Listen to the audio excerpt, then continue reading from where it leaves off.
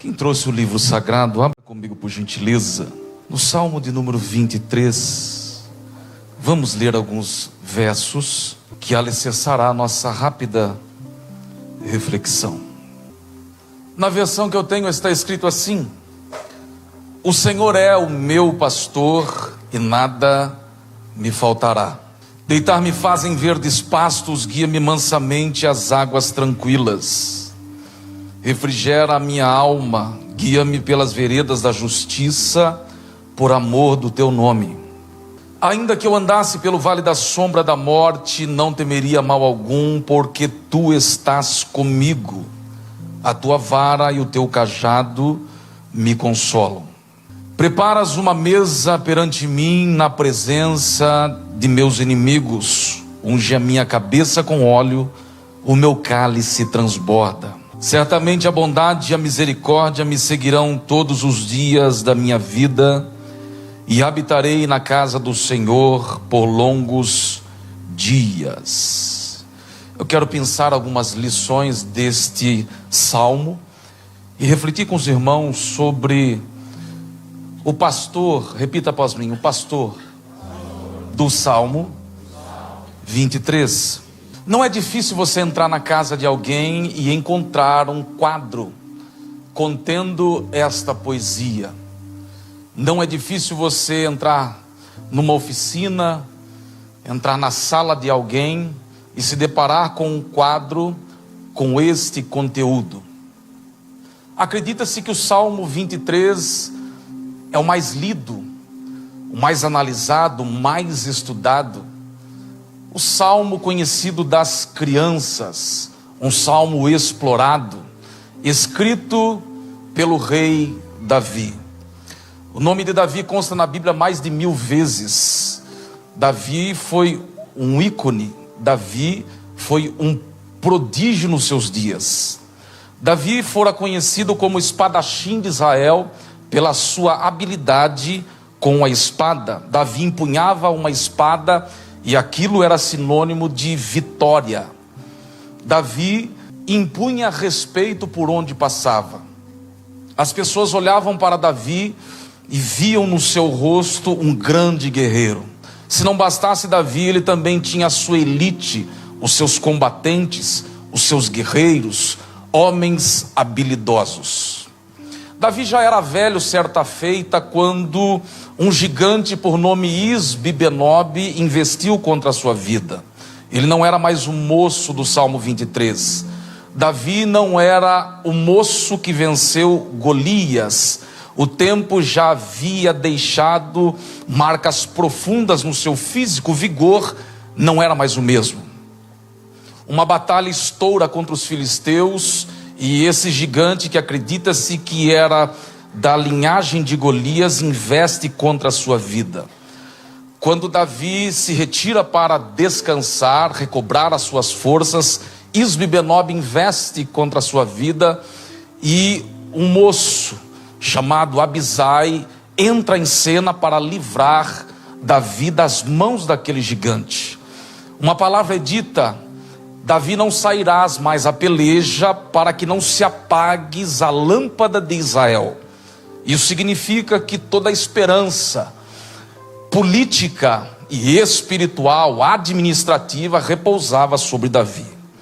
Mas no Salmo 23, quando ele se assenta para registrar esse conteúdo poético, ele ainda é muito moço, mas com muita experiência na ovinocultura, ou seja, Davi era um expert em ovelhas. Apesar de serem malhadas, simples, de seu pai, Davi as tratava com muito amor, com muito zelo e com muito respeito. Depois de uma larga experiência como pastor, ele vai registrar esse salmo, e o start do salmo é exatamente assim: o Senhor é o meu pastor. Davi faz uma apropriação. Davi está dizendo: Ele é o meu pastor. Neste início nós já podemos tirar daqui uma riquíssima lição. Davi não disse: o Senhor um dia foi, o Senhor um dia será. Davi disse: o Senhor é o meu pastor. Existem muitas pessoas que não podem se apropriar deste primeiro verso, porque o Senhor deixou de ser o seu pastor. Você se tornou pastor de si mesmo, você se auto-apacenta.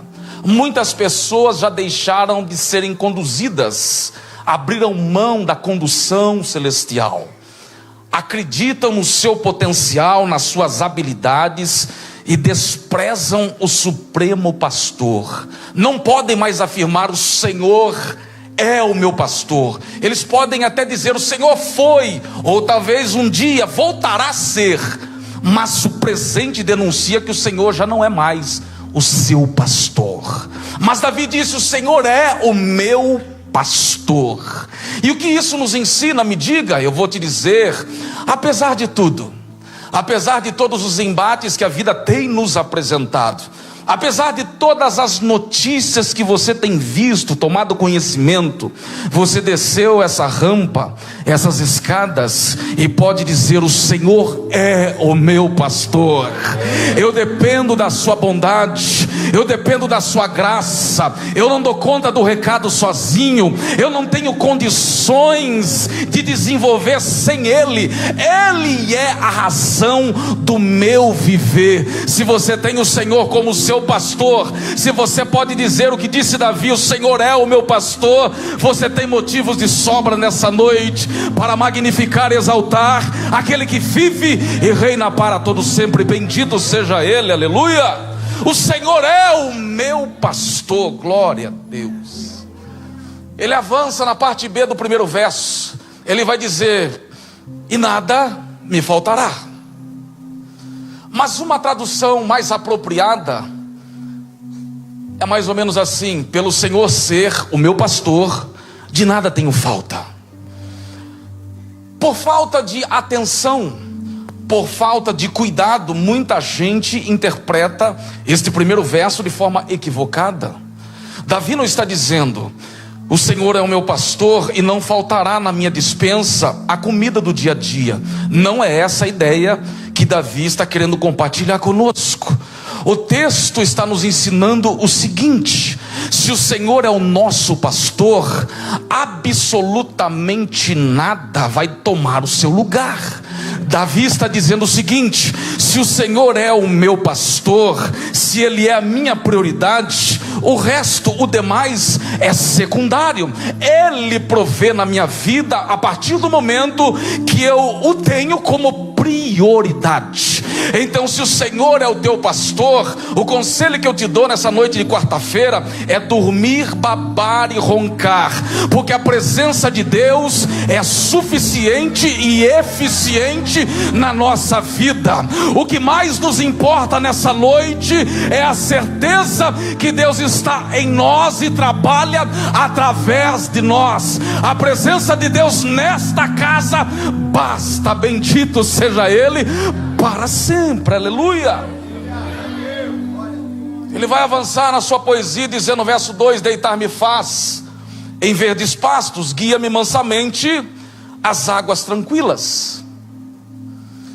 O terreno em Israel é predominantemente estéril, é um terreno complicado, é um terreno difícil, árido e semiárido. Então, para quem não conhece, vai olhar e dizer: não brota nada, o negócio não flui. O pastor do Salmo 23, Davi, está dizendo que o supremo pastor o faz deitar em verdes pastos e o guia mansamente às águas tranquilas. As ovelhas são extremamente tímidas, elas são parecidas com aquele cachorrinho de apartamento que tem medo de tudo e todos. As ovelhas se encolhem. O pastor sai nas madrugadas para levar o rebanho para as águas tranquilas, para as pastagens, aproximadamente 3 horas da madrugada. A ovelha é tão tímida que quando ela olha a sua imagem refletida na água, ela sente medo. A ovelha é extremamente medrosa. É por isso que Davi nos compara às ovelhas, se compara a uma ovelha. Davi, depois de larga experiência com as ovelhas do seu pai, ele deseja para si o mesmo tratamento que ele dispensava às ovelhas do seu progenitor. E ele vai dizer: olha, deitar-me faz em pastos verdejantes, guia-me às águas mansamente, às águas tranquilas. A ovelha, para beber água, a água precisa estar tranquila. Se a água estiver turva, se movimentando demais, ela fica com medo de beber água. Davi está se comparando a uma ovelha, dizendo: eu tenho medo, eu tenho angústias. O estresse do dia a dia marca a nossa vida. A correria do dia a dia muitas vezes gera trauma em nós, as nossas limitações. É por isso que somos comparados a ovelhas. O pastor sai com as ovelhas e ele vai dar água. Ele leva as águas tranquilas e a pastos verdejantes. A ovinocultura vai nos informar que a ovelha enxerga a 8 metros de distância.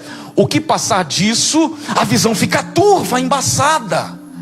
Então a ovelha precisa de um pastor, porque caso contrário ela fica comendo, pastando no mesmo lugar, até aquilo se tornar em nada. Então é preciso, faz-se necessário a presença de um pastor para guiar, conduzir as ovelhas.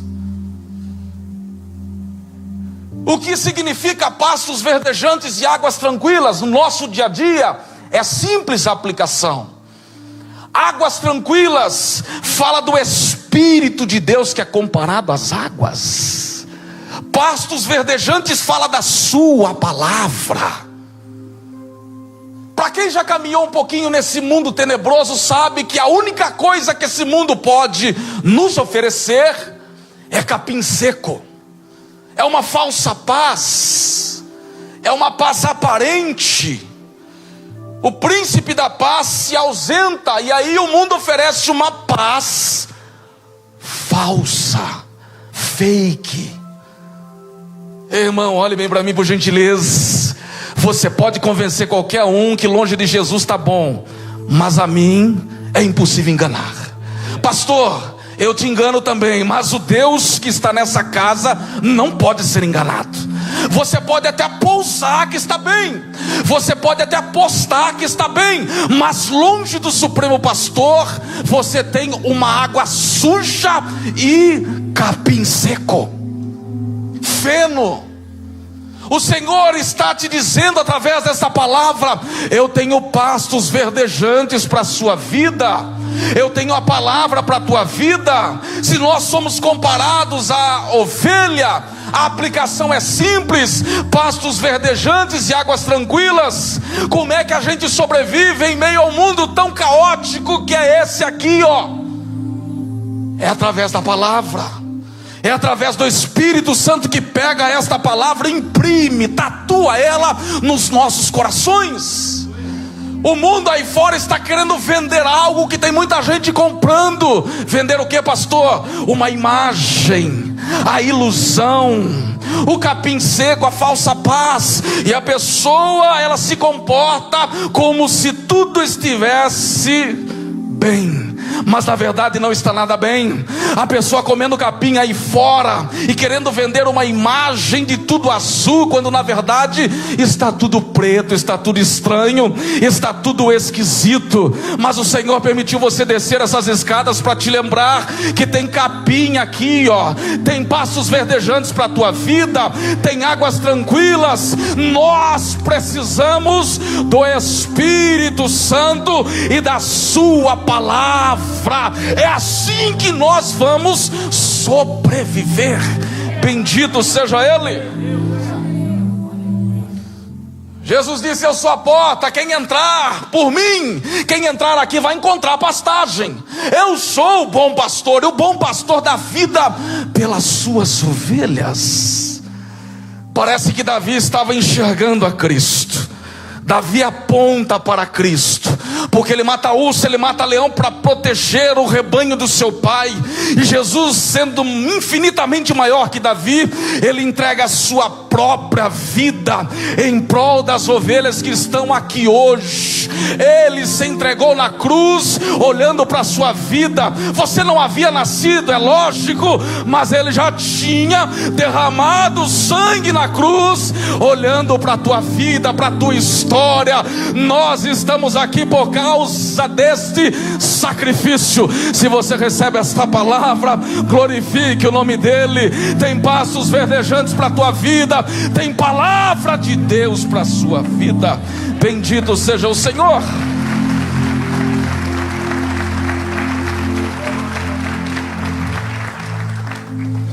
Ele avança na sua poesia e vai dizer: refrigera a minha alma, guia-me mansamente.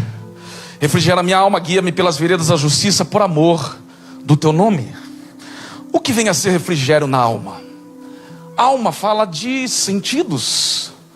Traduzindo isso, aplicando isso, a alma fala de tato, olfato, paladar, visão, audição, 5 sentidos. Nós tateamos, você sente a matéria. A alma se comunica com o mundo físico através do corpo, desta embalagem. Davi está dizendo: refrigera aqui dentro, aonde os homens não podem ver. Porque às vezes nós posamos. Você olha para as pessoas, sorri, diz que está tudo bem, quando na verdade a sua alma está um bagaço. Como isso, pastor? É possível a alma de alguém estar um bagaço e essa pessoa sorrir para vender uma imagem de que tudo está bem. A ilusão, está tudo bem. E as pessoas acreditam porque você quis proceder dessa forma. Davi está dizendo: refrigera a minha alma, aonde ninguém pode ver, aonde o homem não consegue alcançar, aonde o homem não pode analisar. A alma, o ser interior. Davi está dizendo: traga refrigério, abraça minha alma, pastor. Essa palavra é para minha vida, essa palavra é para a tua vida, essa palavra é para a minha vida. Sabe por quê? Porque apesar de todos os embates, apesar de todos os percalços da vida, nós olhamos para cima e sabemos que vem o refrigério de Deus. Pastor, a mulher está querendo me largar. Pastor, fui traído, fui cuspido, aviltado, abandonado, esquecido. Eu estou enfrentando um quadro de depressão. Pastor, o mal bateu na minha porta, sem querer eu abrir, e ele mora dentro da minha casa. A dor parece não passar, o mal parece não ter fim. Eu vou te dar um conselho: continue olhando para cima, porque vem refrigério para a tua vida.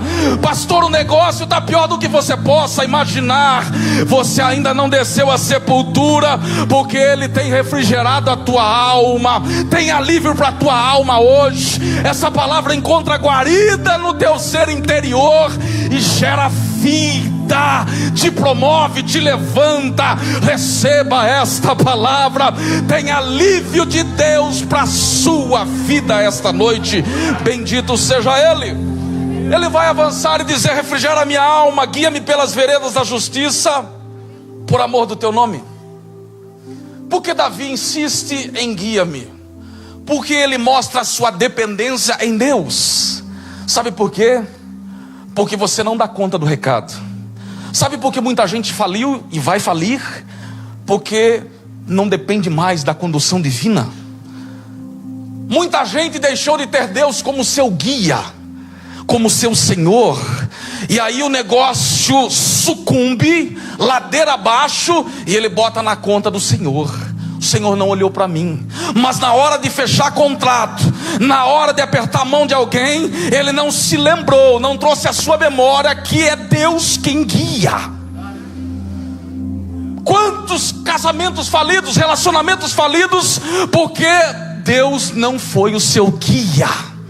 Não orou, não pediu a condução divina, não pediu que Deus endossasse, assinasse embaixo.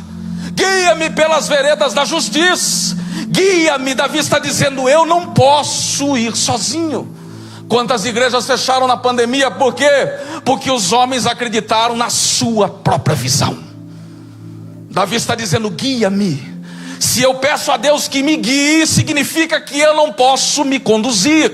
eu não tenho condições de caminhar sozinho. Mas quando é que o negócio avança, pastor? Quando é que o negócio progride? Quando é que há uma evolução verdadeira? Quando Deus está no negócio, quando você ora antes, quando você consulta o Senhor antes de fazer o que está no teu coração. Irmão, nós precisamos dele. Sabe por que ainda estamos em pé ou de pé como queira?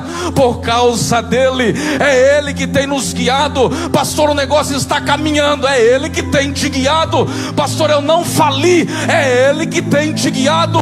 Pastor, eu estou conseguindo avançar. É ele que tem guiado a sua vida. Bendito seja ele. Ele avança no verso 4. Por que verso no versículo? Porque é poesia. Ainda que eu andasse pelo vale da sombra da morte, não temerei mal algum, porque tu estás comigo. A tua vara e o teu cajado me consolam. Vamos correr aqui. Davi, ele tinha um momento crítico no seu exercício, no seu trabalho. Que momento é esse? Passar o vale. Perceba que Davi vai dizer, ainda que. Davi está falando de possibilidade. Ele está trabalhando no campo das possibilidades. Ainda que eu andasse pelo vale da sombra da morte, eu não temeria mal algum, porque tu estás comigo. Ainda que possibilidade, mas uma possibilidade bem próxima. Quem é que nunca passou pelo vale? O que é que representa vale na Bíblia, pastor? Rápido, ligeiro e rasteiro, simples, basilar, muito fácil. Vale representa depressão. Sabe aquele momento crítico que não adianta ligar para ninguém? Você tem que passar. Por que eu tenho que passar, pastor? Não adianta ligar para ninguém, porque é para tu passar. É para você passar. Se fosse para outro, Deus colocaria outro no teu lugar. É para você carregar esse fardo.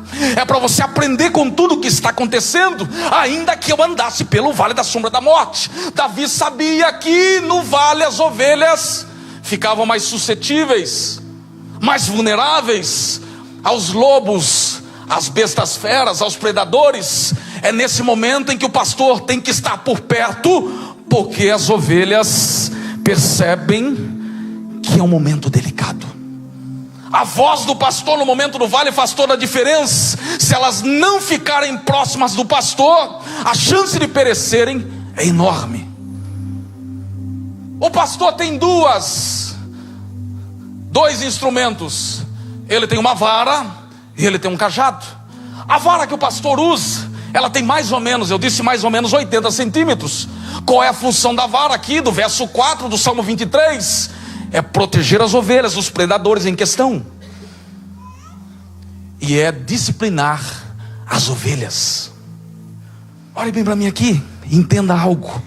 Quando o pastor apresenta a vara, é aí que ele descobre se é ovelha ou se é bode. Porque enquanto o pastor abraça, enquanto o pastor demonstra o seu carinho, coloca no colo, maravilha, lindo demais, lindíssimo, superlativo. Mas quando o pastor faz uso da vara para proteger e corrigir a ovelha ou as ovelhas, é aí que ele descobre se ele está lidando com bode.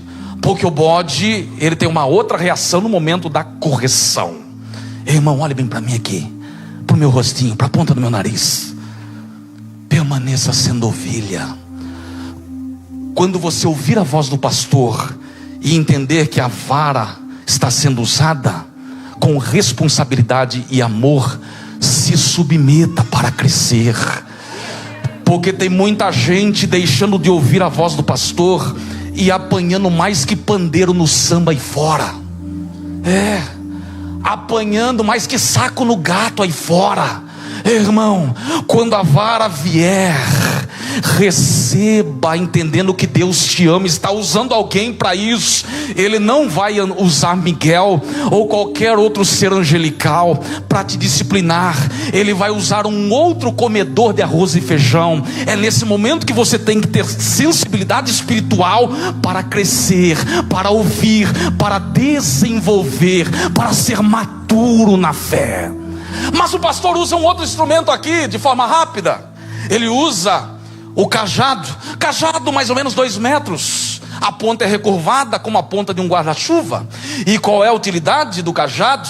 Ele vai colocar no pescocinho da ovelha quando ele percebe que a ovelha está trilhando um caminho que não vai dar bom. Uma linguagem mais atual. Sabe o caminho que vai dar ruim?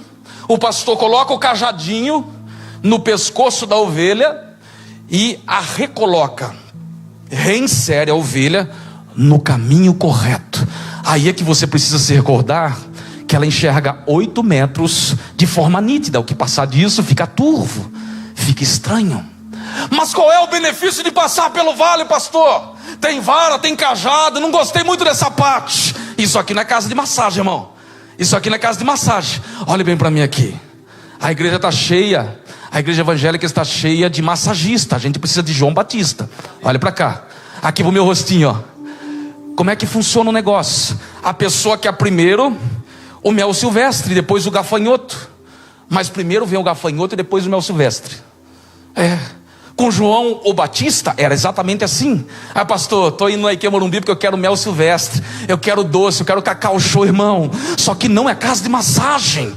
A palavra de Deus tem como objetivo mostrar a sua nudez espiritual, mostrar a sua incapacidade, a sua insuficiência, e te lembrar todos os dias que você depende de Deus exatamente para tudo nesta vida. Olha bem para mim aqui. Depois de passar o vale, vamos correr, o pastor vai conduzir as ovelhas para as pastagens de verão. Como é que funciona isso? Rápido. Pastagens de verão. O pastor deixa as ovelhas num lugar seguro, vai para um lugar que é conhecido como mesa ou platô, e ali ele vai tirar todas as sujeiras, as impurezas. Os poços foram contaminados, o pastor vai limpar todo o graveto, tudo aquilo que trouxe desajuste naquele ambiente. O pastor vai se habilitar para deixar limpo. E se não bastasse, o pastor vai espalhar sais minerais de forma estratégica. Ele vai levar o rebanho e as ovelhas vão se deleitar. Preparas uma mesa para mim, na presença dos meus adversários. Olha bem para cá. As ovelhas estão comendo. O lugar foi preparado pelo pastor. Mas existe um problema aqui. Que problema é esse? O problema é que quando as ovelhas estão tranquilas, as moscas nasais entram em ação. Como assim, pastor? A mosca entra pelas narinas das ovelhas, depositam ovos. Esses ovos vão parar lá no cérebro das ovelhas. Esses ovos eclodem, se rompem. As larvas começam a trabalhar. As ovelhas começam a sentir uma dor terrível, uma dor profunda. E o que é que elas fazem? No desespero, muitas, se o pastor não estiver atento, elas vão se chocar contra as pedras e vão morrer. No afã de se livrar daquela dor, as ovelhas vão se atirar contra as pedras, porque a dor é intensa. São larvas no cérebro das ovelhas. Mas o pastor atento procede como? Me diga. O pastor, percebendo o incômodo nas ovelhas, ele vai as tomar, vai carregar, colocar no seu colo e derramar sobre a sua cabeça um óleo composto de linhaça, sulfa e alcatrão. Automaticamente, quando esse óleo entra em contato com a cabeça da ovelha, ela sente um alívio, e o pastor a segura até ele perceber que a dor foi embora. Irmão, é perigoso você achar que tudo vai permanecer tranquilo, se acomodar.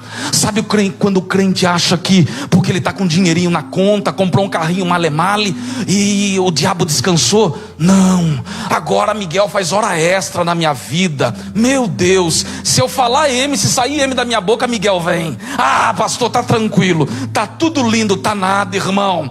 É nessa hora que você tem que vigiar, porque as moscas nasais trabalham. Quando você acha que tá tudo azul, tudo lindinho, aí é que o diabo entra de forma intensa sentença para destruir a tua vida. O Supremo Pastor, mas se o pastor César não estiver por perto, não tem problema, irmão. O Supremo Pastor não descansa, ele não tosqueneja, ele não dorme. O diabo pode trabalhar, mas o Deus que nós amamos e servimos, ele cuida da tua vida enquanto você dorme, enquanto você ora, enquanto você jejua, enquanto você consagra a tua vida. Deus se encarrega de cuidar da tua família e da tua casa. Se você é ovelha dependente do Senhor, glorifique a Ele nessa noite, porque Ele é o guarda de Israel, e agindo Ele, ninguém pode impedir. Bendito seja Ele para sempre, aleluia.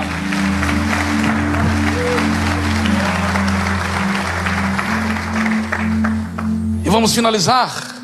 Davi conclui da seguinte forma esse conteúdo poético: certamente que a bondade e a misericórdia me seguirão todos os dias da minha vida, e habitarei na casa do Senhor para sempre. O original da ideia de para sempre, fixar a habitação. Davi disse certamente. Certamente é equivalente à convicção.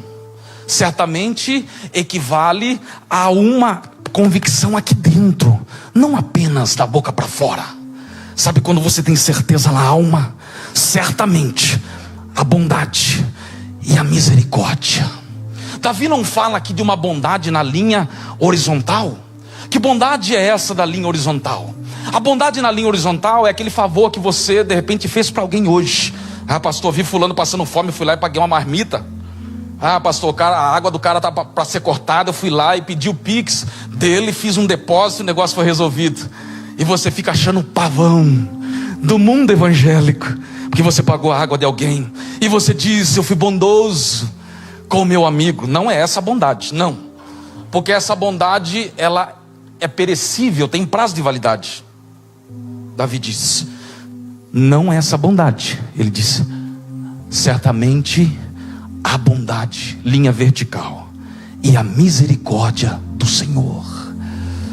O que é misericórdia, pastor? Existe uma definição de misericórdia e graça que precisa ser compartilhada. Graça é o favor imerecido. É uma definição um tanto quanto rasa, simplória demais. O que é graça, pastor?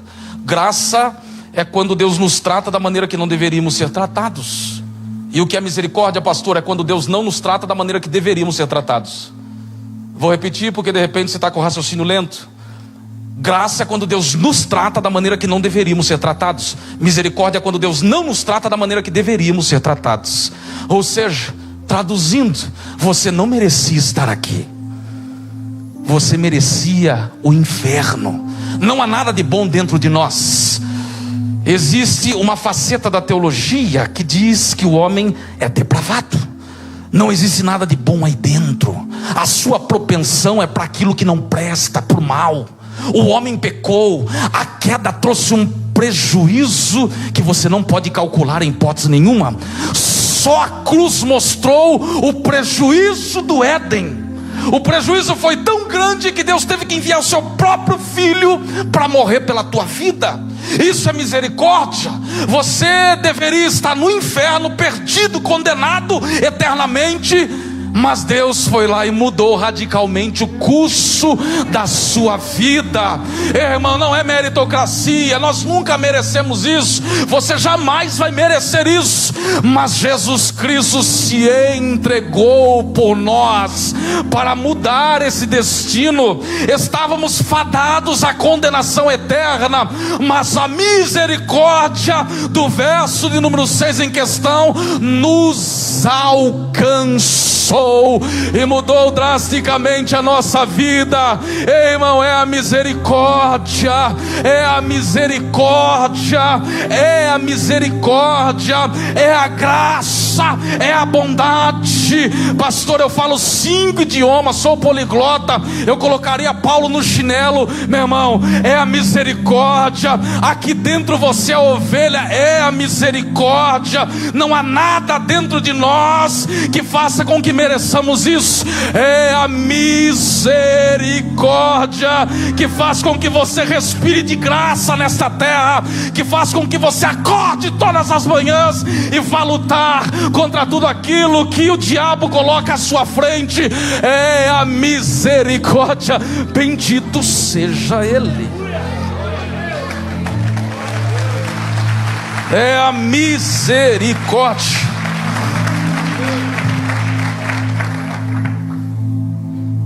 Ele não fala de algo que perde a validade, que pode malograr-se. Não.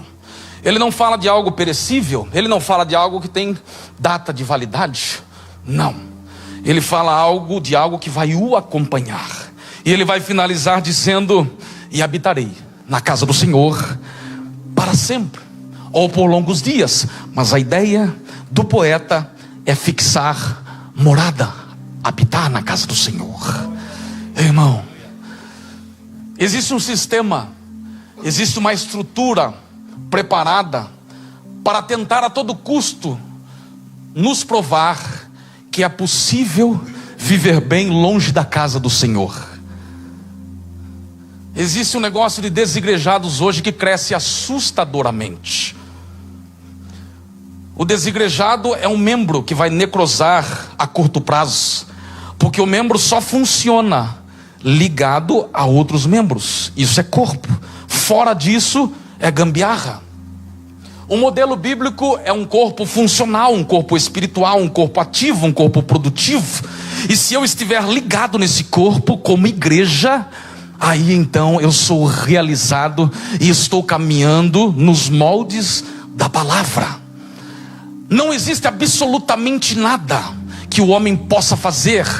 O homem mais criativo desse planeta não conseguiu inventar, construir, confeccionar, idealizar um lugar melhor do que esse para se estar. Sabe por quê? Porque aqui tem pastos verdejantes, tem águas tranquilas para a tua alma. Pastor, mas no barzinho tomando uma Heineken é bom. Pode ser bom, mas vai perturbar a tua alma quando você chegar e abraçar o travesseiro, o seu melhor companheiro na hora do sono. Tem tanta gente distante da casa do Senhor, querendo nos provar, querendo provar para alguém que é possível viver longe da casa de Deus. Quando você achar que é possível viver longe da casa de Deus, é só você analisar a vida de alguém que já se distanciou da casa do Senhor. Quando você pensar, eu repito, vou enfatizar isso, quando você pensar em se desligar da casa do Senhor, olhe para alguém que já se desligou e veja como anda a alma dessa pessoa. O sorriso pode até te enganar, mas a alma está com fome de Deus, porque é aqui que o Senhor ordena, a sua palavra é transmitida. Adoramos a Deus de forma coletiva, Ele se manifesta, louvamos a Deus de forma coletiva. Isso é igreja, somos capacitados, recebemos a capacitação divina para enfrentarmos os dilemas dessa vida. Irmão, eu repito, não existe lugar melhor para se estar numa quarta-feira como essa do que na casa do Senhor. É aqui que Ele te atraiu, é aqui que Ele te chamou para adorar, para exercer o seu ministério, para ser bênção na vida de alguém, para ser abençoado por alguém. Este é o lugar que Deus preparou, e não vai faltar pão para a tua vida. O pastor do Salmo 23 quer que você o conheça. O pastor do Salmo 23, ele quer ser teu amigo. Por isso que Jesus disse aos seus discípulos: já não vos chamo mais de servos, mas de amigos. Porque os servos não conhecem os segredos do seu Senhor. Ele quer revelar a você o que você jamais saberia, tomaria conhecimento pela boca de alguém. Ele quer falar aqui dentro. O Salmo de número 23 é para você. As promessas contidas nesse salmo alcançam a tua vida nessa noite.